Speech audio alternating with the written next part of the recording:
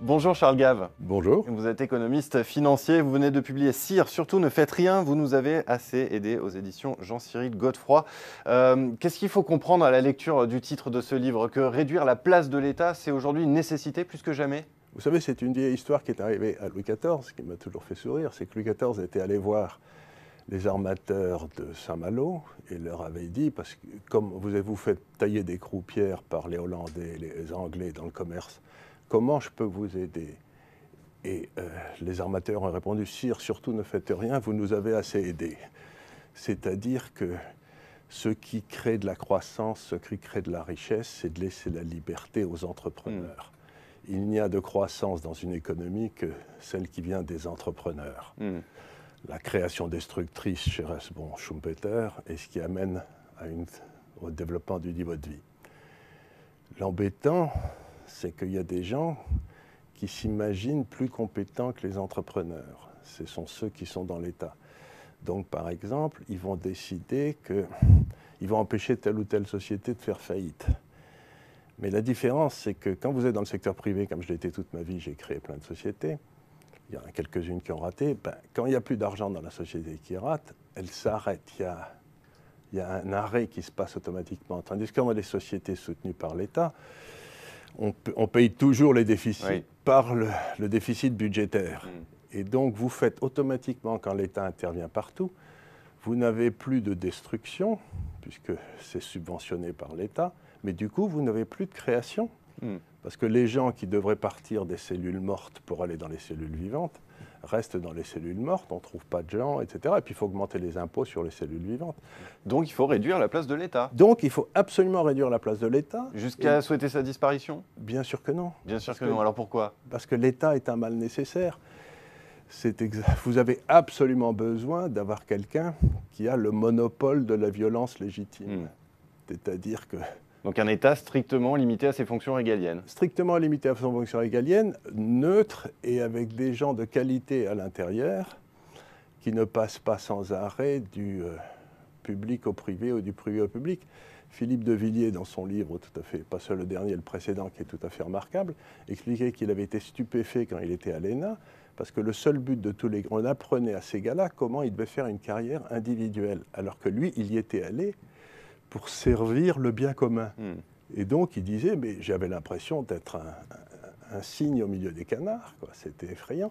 Donc, tous ces gens qui vont dans l'État pour prendre des positions de pouvoir et devenir riches sans travailler, vous savez ce que disait Bastiat, il disait, l'État, c'est ce qui permet à chacun d'espérer vivre aux dépens des autres. Mais alors, il faut souhaiter une transformation de l'État, mais comment est-ce qu'on peut faire? Est-ce qu'on n'est pas allé trop loin dans la place, dans le volume qu'a pris l'État? Prenez l'exemple, bien sûr, vous savez, vous avez une vieille idée marxiste qui a beaucoup de force, qui dit que l'infrastructure économique détermine la superstructure politique. Bon, c'est une idée qu'il avait piquée à Ricardo, mais ce n'est pas grave. Il a piqué beaucoup d'idées à tout le monde. Et donc, l'idée, c'est que au 19e et au début du 20e, nous avons eu d'immenses structures pyramidales qui ont été les sociétés, les grands concerns, si vous voulez, vous aviez 20 000 personnes dans les aciéries, etc. Cette forme d'organisation est en train de crever, est morte, pour être remplacée par des sociétés horizontales très fluides, très rapides. Regardez comme par exemple dans l'informatique, etc.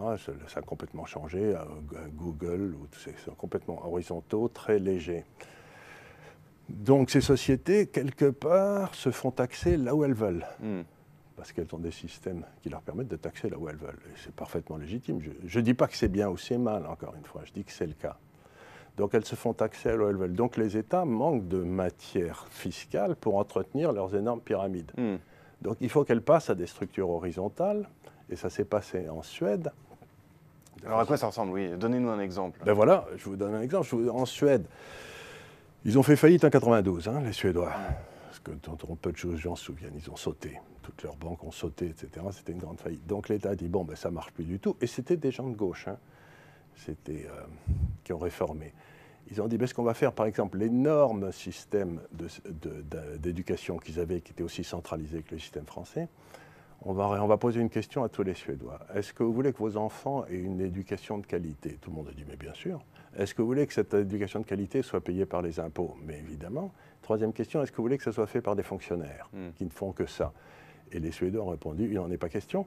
Donc le gouvernement suédois a donné la permission à 7 familles qui se mettent ensemble de créer une école, a donné en quelque sorte un ticket d'éducation à chacune des familles qui avaient des enfants, et ce ticket était présenté à l'école de leur choix. Et il s'est passé un phénomène très curieux, c'est que du coup, là où il y avait de bonnes écoles qui se montaient ou qui étaient compétitives, etc., l'immobilier montait beaucoup, et là où les écoles étaient très mauvaises, l'immobilier baissait beaucoup.